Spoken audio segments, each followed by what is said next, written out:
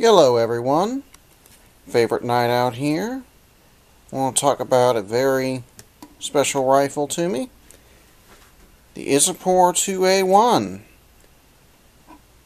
Before we get going, like, share, and subscribe. My trained attack cat would appreciate. Come on. There you go.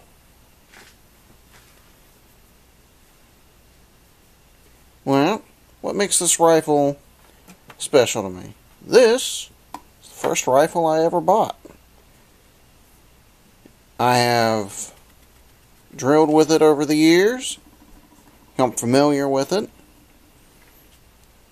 And she's been around for a long time. Definitely shows the wear and tear of it. Cool beans, cool beans. Well, let's go over some base features. It's a bolt action based upon the infield design. Got the bolt removed. Nothing in the chamber. 10 round box magazine is technically detachable, but it's a very tight fit, so it'll be a bit of a pain to get in and out. I suppose a gunsmith would be able to take care of that. It's meant to be primarily fed with stripper clips, of which I have a great number. It fires 7.62 NATO. I have some 308 here that works quite well in it. Remington core lock, although the Aquila works quite well. 150 grain Remington core lock. She is wood, stock, and long. I believe it's a 25.5-inch barrel.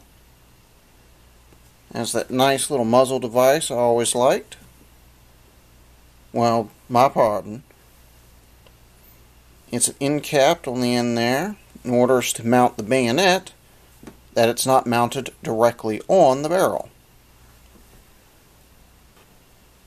Alright. Cool beans, cool beans. Trigger ain't half bad.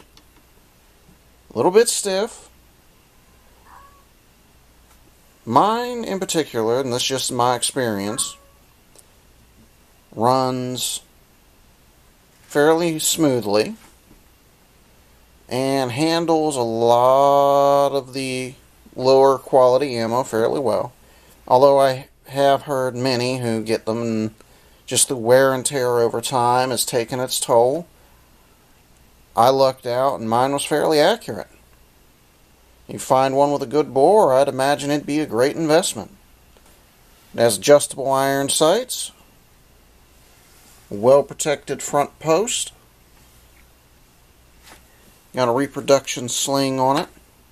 The sling's nice. In fact, I may stick that on another rifle, as predominantly she sits in my gun cupboard. Occasionally I take her out to sight her in when I have the extra ammo. She was produced in the Isapor factory. A brief history is when the Indian military were switching over, they weren't able to semi-autos, they weren't able to switch over fast enough.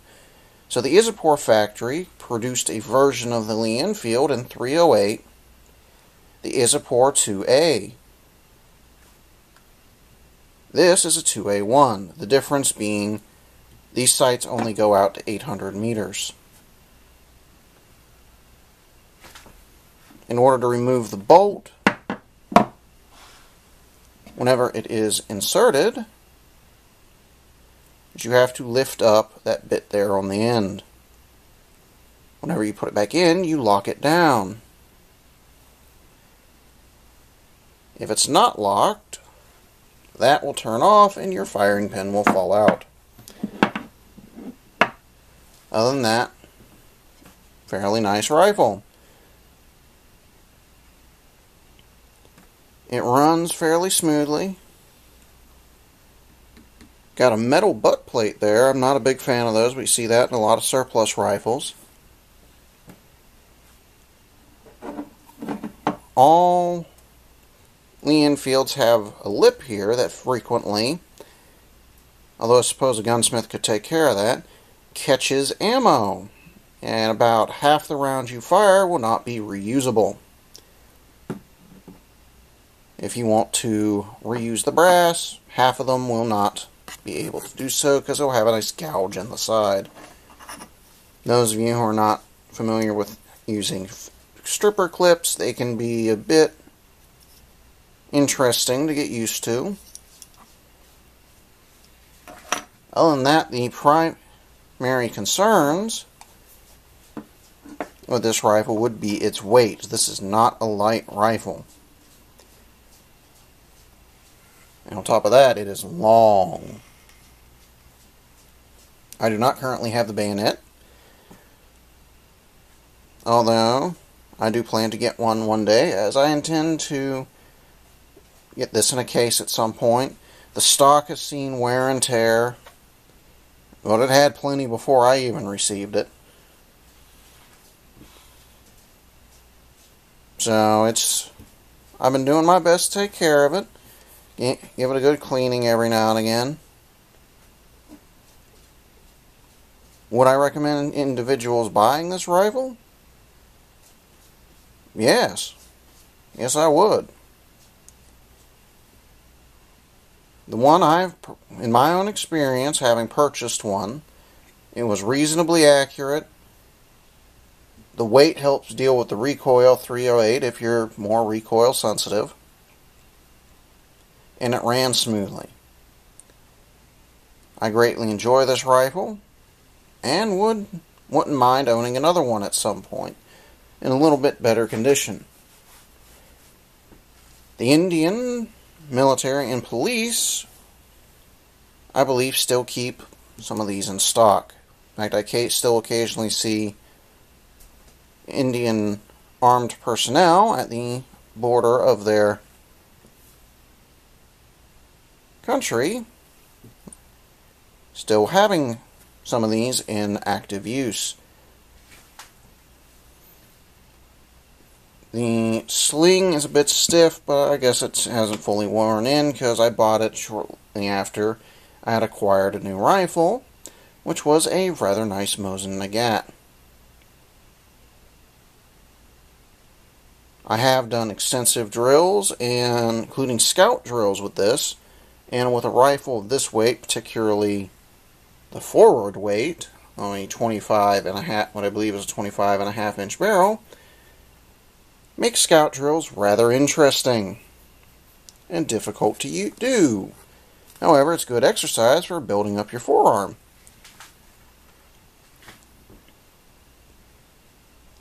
I know someone who hunts with these, unaltered, so it's not sporterized, and they also have good reviews for it. At least from what they've told me. The primary issue I see a lot of people having with it is its weight and feeding from a stripper clip.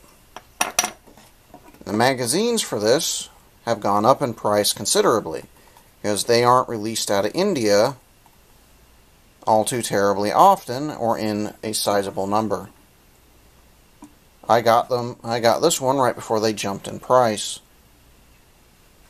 And to be honest, I do not regret my decision. This was my first rifle.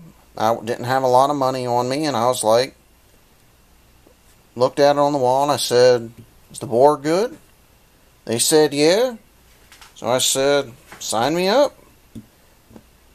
This is going to be my first rifle. Paid for it, and brought it home. Stampings are still good on this one. And in fact, I still occasionally do drills with this rifle. Fairly recently, I might add.